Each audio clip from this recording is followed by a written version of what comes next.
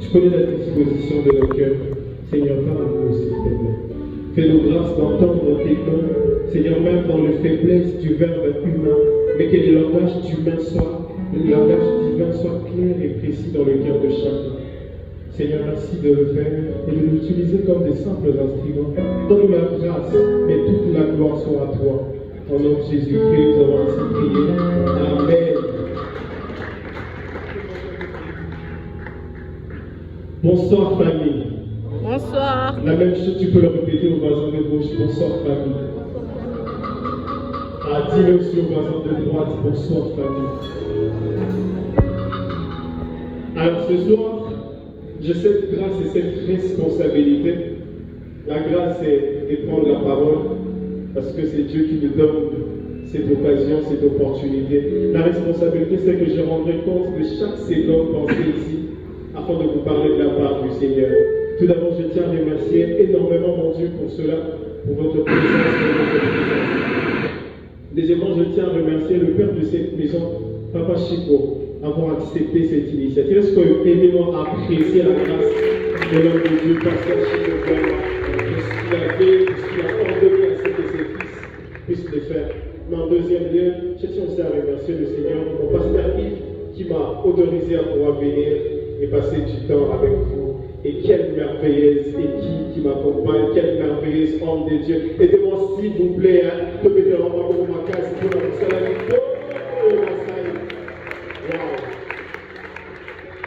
Amen. Alors, j'ai moins de 20 minutes. Je vais essayer d'utiliser ça précisément pour ce dont il m'a été donné. Rapidement, allons dans la Bible. Aidez-moi à lire 3 textes. Le premier est le principal. Et les 2 derniers sont de compléments. On peut ou ne pas les lire, mais je vais peut-être revenir. 1 Corinthiens chapitre 12, à partir du verset 12 jusqu'au verset 20. Nous lirons aussi 1 Samuel chapitre 17, le verset 58. 51, s'il vous plaît, et le verset 50. Et enfin, nous terminerons par Genèse 27, le verset 38 seulement et le verset 40. J'étais en train de le dire, 1 Corinthiens chapitre 12, le verset, du verset 12 jusqu'au verset 20. J'ai dit au nom de Jésus, car comme les corps a plusieurs membres, et comme tous les membres du corps, malgré leur nombre, ne forment qu'un seul corps, ainsi en est-il de Christ. Nous avons tous en effet été baptisés d'un seul esprit, pour former un seul corps, soit juif, soit grec, soit esclave, soit libre. Et nous avons tous été abreuvés d'un seul esprit. J'aimerais que tu mettes là où c'est juif et grec, tu mettes ton nom et les noms de ton voisin. Je réponds cette partie. Nous avons tous été baptisés d'un seul esprit pour former un seul corps, soit Brunel, soit Jean Grady, soit Digre. Bien, continue. Ainsi le corps n'est pas un seul membre, mais il est formé de plusieurs membres. Verset 14. Ainsi, verset 15, pardon. Si les pieds disaient, parce que je ne suis pas humain, je ne suis pas du corps, ne serait-il pas du corps pour cela? Et si l'oreille disait, parce que je ne suis pas un œil, je ne suis pas du corps, ne serait-elle pas du corps pour cela? Et si tout le corps était œil, où serait lui? Et s'il était tout lui, où serait l'odorat? Maintenant, Dieu a placé chacun des membres dans le corps comme il a voulu. Si tout était un seul membre, où serait le corps?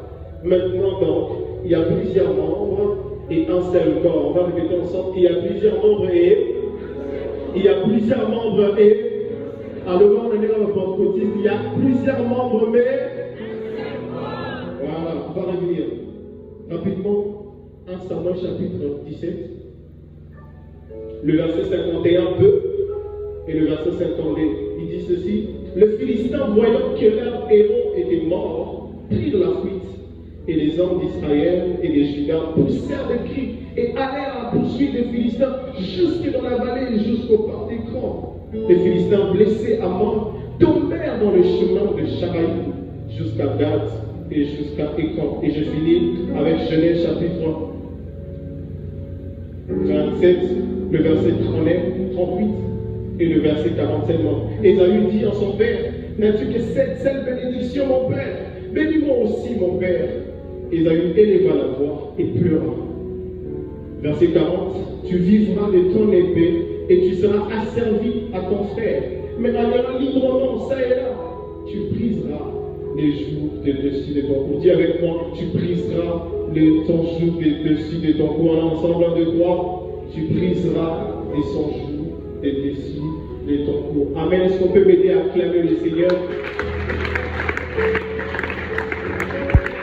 Alors, le frère Claudine a très bien expliqué la raison de notre présence ici. Je ne vais pas revenir. Et ce merveilleux thème intitulé d'un commun accord, qui non seulement vise à nous rassembler, comme il a dit, transcender les dénominations, enfin, de prendre conscience de notre identité en Christ. Mais c'est aussi l'idée, comme il a dit, de diversifier la manifestation du Saint-Esprit. Et justement, en voyageant dans la Bible, j'avais besoin de quelques images importantes qui nous aideraient à pouvoir mieux comprendre cette idée d'un commun accord. Ça sent l'unité, ça sent la fraternité, comme les amis de la chorale l'ont chanté. Alors, pendant ces quelques minutes, le travail que je vais faire avec nous, c'est simplement essayer de vous la définir à ma manière, donner une seule définition, et peut-être vous proposer 2 ou 3 principes, ainsi on va clôturer par. La définition, je vais juste la reformuler parce que Paul l'a déjà dit. Paul, dans 1 Corinthiens chapitre 12, il est question d'apprendre à l'église de Corinthe comment utiliser justement les dons spirituels dans le cadre des assemblées. Et avant même de leur dire, si vous lisez le verset premier, il dit, je ne veux pas que vous soyez ignorants en ce qui concerne les dons spirituels. Mais avant d'arriver aux dons spirituels, il place les bases. Il dit, tout cela, tout ce que nous allons faire, quoi que nous prophétisions, quoi que nous chantions, quoi que nous faisons ceci, cela, il y a une base, il y a une fondation. Et la fondation, c'est quoi? Que nous sommes le corps du Christ. Et que chacun de nous est en train de remplir un plan précis, un objectif précis. Mais en réalité, nous tous, nous avons un seul et même objectif. Donc voici ma petite définition pour nous. Si vous posez à moi, le frère Jean Grady, la question, frère Jean Grady, pour toi, c'est quoi un commun accord? Je vais simplement te dire, pour moi, un commun accord, c'est lorsque le pluriel s'exprime en singulier. Je vais répondre. Lorsque le pluriel s'exprime en singulier. Je n'ai pas dit le pluriel s'échange, non. J'ai dit s'exprime en singulier. Si vous voyez cet édifice qui est juste derrière nous, en fait ça s'appelle la maison, disons ça comme ça. Mais si vous appelez l'ingénieur qui l'a bâti, il vous dira qu'il avait besoin d'au moins 1000 pierres. Je ne sais pas, papa, je sais qu'on maîtrise les débris de cet édifice. Si vous lui demandez combien avez-vous utilisé pour les ciments, il va vous dire des centaines de ciments. Si vous lui demandez combien avez-vous utilisé pour faire la toiture, il vous dira plusieurs tonnes. Si vous lui demandez le fenêtre, le vitre, il va vous dire je l'ai utilisé autant. Mais quand cet édifice finit, on n'appelle pas les pierres, on n'appelle pas les fondations, on n'appelle pas les murs, mais on appelle ça comment? La maison. On est tous conscients qu'il y a plusieurs choses à l'intérieur. On est tous conscients qu'il y a quelque chose de particulier qui vient de part et d'autre. Mais à la fin, toute cette pluralité s'échange en une seule chose. Non, s'exprime en une seule chose, la maison. Alléluia. Si tu regardes la Bible, tu vas porter. Tu vois qu'il y a des boutons, tu vois qu'il y a des fils, tu vois qu'il y a des couleurs. Plusieurs choses. Mais si par exemple, je demande à mon frère, qu'est-ce que tu as mis au-dessus? Il me dira une chemise. Pourtant, dans la chemise, il y a des boutons, n'est-ce pas? Pourtant, dans la chemise, il y a des fils, il y a la coloration, il y a beaucoup de choses. Yes. Mais ce qui est plus important, c'est pas de savoir tout ce qui compose ces corps, mais c'est de dire cette pluralité-là, cette pluralité s'échange en quelque chose. Oh, je suis venu annoncer à quelqu'un qui est ta part ici en ce lieu, que Dieu va faire de nous quelque chose de très grand. Dans la part de cet édifice, Dieu va en faire quelque chose de très grand. Oh, je ne sais pas ce que tu es capable de faire, je ne sais pas ce que tu n'es pas capable de faire, mais je suis venu t'annoncer que le Dieu d'un commun accord, il utilise les contributions de chacun, il utilise le potentiel de chacun pour exprimer quelque chose de très grand. Je ne sais pas si tu es capable puissant. Il est capable de tous nous réunir et de nous voir gagner un seul homme. Voilà pourquoi ne rate pas ce moment. Voilà pourquoi ne méprise pas ton potentiel. Il n'est pas question de la visibilité, il est question de l'importance. Je suis en train de dire, il n'est pas question de la visibilité, mais question de l'importance. Parce que dans votre corps, tu ne verras jamais ton estomac. J'ai une mauvaise nouvelle pour toi. Jusqu'à mourir, tu ne verras jamais ton poumon. Si tu le vois, tu le verras à la télé. Jusqu'à mourir, tu ne verras pas ton cœur. Pourquoi ils sont à l'intérieur? Ils ne sont pas visibles, mais ils sont importants. Je prie que Dieu te rende important. Je prie que Dieu te rende important. Je prie que Dieu te rende important. Que tu quittes le niveau de la visibilité, que tu rejoignes le niveau de l'importance. Notre société est détruite parce que tout le monde veut être visible. Quand même encore, on ne cherche pas la visibilité, on cherche l'importance. On ne cherche pas la visibilité, on cherche l'importance. Alléluia. Dis à voisin, sois important. Sois important. Tous ceux qui sont importants ne sont pas forcément visibles. Et tous ceux qui sont visibles ne sont pas forcément importants. Tu peux être visible, mais tu n'es pas important. Mais le Dieu que nous sommes venus chercher ce soir, c'est le Dieu qui a décidé de nous rendre importants. Le Dieu qui ne personne, c'est le Dieu qui nous rend importants. Alléluia. Papa Chico, les jeunes sont détruits à cause de la visibilité. L'amour de la visibilité. Quand ma photo le bima, et le minamisa. Quand on repose à poster à Yati, à Bissau. Ce matin, moi, les gens vont capter une statue. Et ça m'a fait une visibilité. Mais au-delà de ça, je prie que le Saint-Esprit t'accorde d'être important. Cette société a besoin des hommes importants. Les combats pour avancer a besoin des hommes importants. Les combats pour aller plus loin a besoin des hommes importants. Que Dieu me délivre de la visibilité et me donne l'importance. J'accepte de ne pas être visible, mais que je sois important. J'accepte de ne pas être reconnu, mais que je sois important.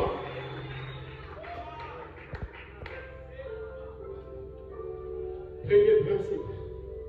Vous avez compris ma définition? Un commun accord, c'est quoi? C'est lorsque la pluralité s'exprime.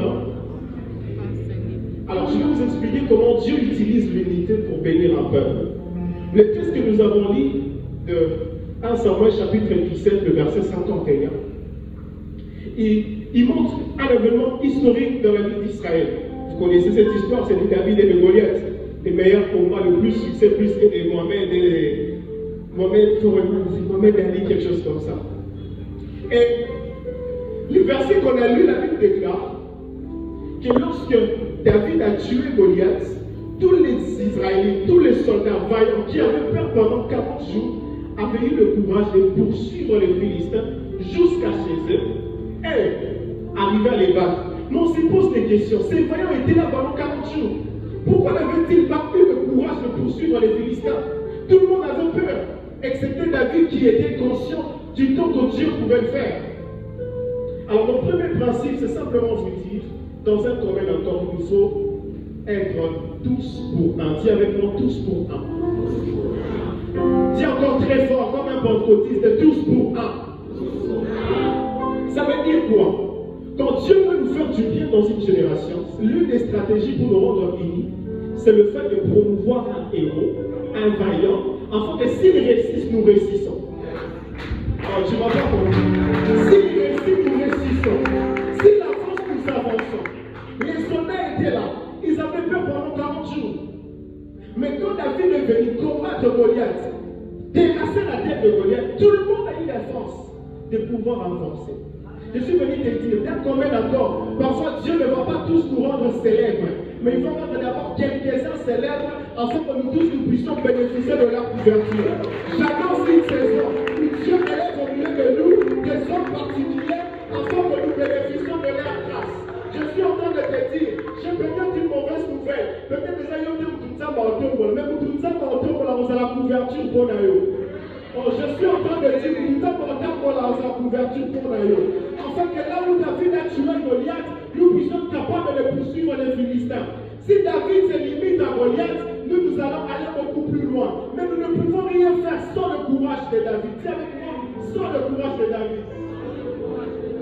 Que Dieu lève des David dans ces lieux. Des hommes et des femmes qui nous donnent le courage d'aller. Des hommes et des femmes, quand on regarde leur ministère, je me dis, moi aussi, je peux garder la fidélité à Dieu. Des hommes et des femmes, quand on regarde leur parcours, je me dis, moi aussi, je peux servir Dieu. Si Dieu l'a tiré de là-bas, il l'a amené ici, moi aussi, Dieu peut faire avec moi. Si Dieu l'a pris de la poussière, il l'a élevé, c'est que Dieu peut aussi faire avec moi. J'adore cette saison, frères et sœurs, où Dieu se sert de certaines personnes afin de tous nous bénir. Nous ne sommes pas tous obligés de prêcher, mais cette prédication va tous nous bénir. Nous ne sommes pas tous obligés de faire des likes sur YouTube, mais que c'est là qui va aussi nous bénir. Nous ne sommes pas tous des chanteurs comme Rama, mais nous avons la bénédiction. Je ne sais peut-être pas prophétiser comme prince, mais ce qu'il fait m'a avancé. Avec moi tous pour un. Voilà ce qui tue l'unité. C'est lorsque nous pensons que si on élève quelqu'un, nous disparaissons. Voilà ce qui tue l'unité dans notre génération. C'est que lorsque tu pousses quelqu'un en avant, tu as l'impression que tu t'effaces et tu ne seras plus connu. Je suis venu te dire que tu te délivres de cela. À chaque fois que tu démarres soi pour écouter ça, tu m'obéis. À chaque fois que tu démarres soi pour partager ton nom,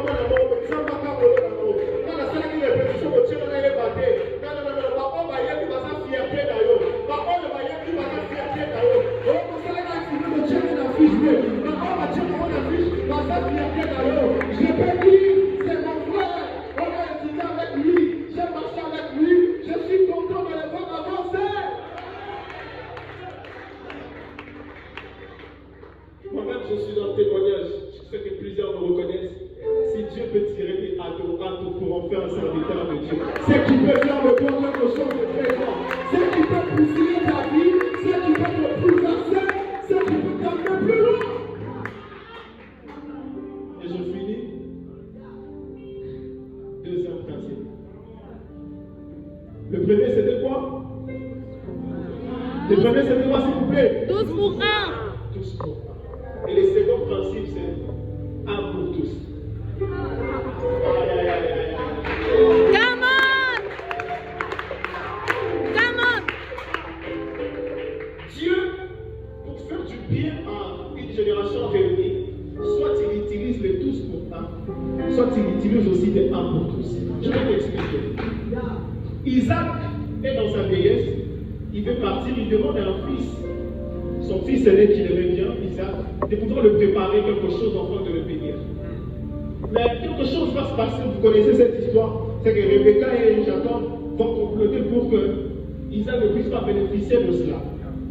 Et Jacob va venir avec Ruth prendre la bénédiction. N'est-ce pas? On connaît cette histoire-là. Non, je vais tous pour envoyer les côtés. Alors, mais quelque chose d'extraordinaire se passe. Lorsque Isaac termine avec Jacob et qu'Ésaü se présente, son père s'exclame, il dit, mais celui qui était venu avant a tout pris. Et Ésaü pleure. Il demande, il pose la question à son père, n'as-tu pas d'autre bénédiction? N'as-tu pas autre chose que cela? Quand vous lisez les bénédictions que Jacob a, avant de lire la suite, tu te dis, mais finalement, on peut se souvenir, on peut se gagner au sol. Et le père le confirme, lui dit, voilà que j'ai rendu ton frère supérieur à toi. Mais le père va lui donner aussi l'essentiel. C'est vrai que Jacob avait tout pris, mais il va se décider d'être tous pour un. Non, pas d'être tous pour un, mais d'être un pour tous. Il dit, même si lui n'a pas réussi beaucoup, mais je peux lui donner l'essentiel. Même s'il n'a pas eu plusieurs choses, mais je peux lui donner l'essentiel. Écoute ce qu'il dit à son fils Ésaü. Il dit, tu seras vagabond, tu vas aller ça et là, tu vivras de ton épée.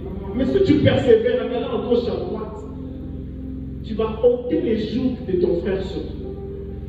Dieu souvent, en voulant nous utiliser pour une unité, pour quelque chose de beaucoup plus grand, il désire à ce que nous soyons que ceux-là qui donnent la chance à tout le monde. Dis avec moi, à tout le monde. Isaac n'avait pas dit, j'ai déjà fini, je n'ai plus rien à te donner. Vas-y, c'est lui qui est venu à tout voler, je n'ai rien. C'est vrai qu'il a reconnu que Jacob a plusieurs fois eu des choses, mais il a aussi reconnu qu'à lui en tant que père, il devait être un pour tous. Je vous dis ce qui nous tue maintenant. C'est que lorsque les gens sont déçus, ils généralisent. Lorsque quelqu'un, tu as donné la chance à quelqu'un et qu'il a mal fait, tu généralises. Ah, il va lui soit moins sérieux. Pour le bas, il manque avec moins sérieux. un garçon, il se passé la misère à facturer. Pour un garçon, comment à facturer. Je suis venu te dire, nous avons besoin de bâtir une génération forte. Et pour cela, sois capable d'être un pour tous. Autant tu as donné l'avantage à un aventurier, donne aussi l'avantage à un sérieux. Si tu as pu donner la chance à un sérieux, donne aussi à l'autre. Ne juge pas tout le monde. Ne généralise pas. Ne pense pas que tout le monde est tout le monde. Est-ce que je parle à quelqu'un? Come on. Pourquoi ces mêmes principes tuent l'unité? Parce que c'est la stratégie que Dieu utilise pour nous bénir. Souvent, je me résumais, Dieu va utiliser nous tous derrière une seule personne. Mais des fois, Dieu va seulement nous utiliser nous pour être les canaux de beaucoup de personnes. Que Dieu t'aide à ne rien rater. Que Dieu t'aide à ne rien rater. Que Dieu t'aide à ne rien rater. Je t'en prie de dire que Dieu t'aide à ne rien rater. Et je finis par là. Si tu as un stylo ou un papier, mets ça par terre, s'il te plaît. Quelque chose que tu as en fait. Tiens, on va là. Allez, on finit. Je veux juste que tu déposes quelque chose par terre. Alors, j'ai un exercice pour toi. Prends seulement le doigt. Ne triche pas, on est l'église. Prends seulement un seul doigt et essaye de ramasser ce que tu as. Impossible. Essaye ici de essaye. Un seul doigt, pas tout aller. Alors, c'est pour te dire que tu ne peux pas réussir seul. Tu ne peux pas réussir seul. Tu ne peux pas réussir seul. Tu as besoin d'un coordinateur. Tu ne peux pas réussir seul. Tu ne peux pas réussir seul. Tu ne peux pas réussir seul. Tu ne peux rien faire seul. Tu ne peux rien faire seul. Là où tu es, s'il te plaît, reste-toi ici. Tu ne peux pas réussir seul. Tu as mis ton doigt. Tu as mis ton doigt. Tu as mis ton doigt qui est tombé. Quand même que tu avais la volonté, tu ne pouvais pas. Quand même tu avais la volonté, tu ne pouvais pas. Tu as pris ton doigt, tu voulais ramasser le téléphone qui était par terre. Tu as pris ton doigt, tu voulais ramasser l'argent qui était par terre. Et tu n'as pas pu. Dis à Dieu, je ne peux pas seul. Alors vas-y, prie le Seigneur. Seigneur, je ne peux pas seul. Alors je prie que Je ne peux pas seul. Je veux que ça soit l'expression de ton cœur. Seigneur, j'ai essayé avec mon doigt. J'ai essayé avec mon intelligence. J'ai essayé avec ma force. Je ne peux pas seul. J'ai pris mon doigt. Je l'ai mis par terre. Mais je ne peux pas plus soulever quelque chose. J'ai besoin de mon frère. J'ai besoin de ma soeur. J'ai besoin de mon pasteur. J'ai besoin de mes prophètes. L'église a besoin de moi. Le pays a besoin de moi. J'ai besoin de ce pays. J'ai besoin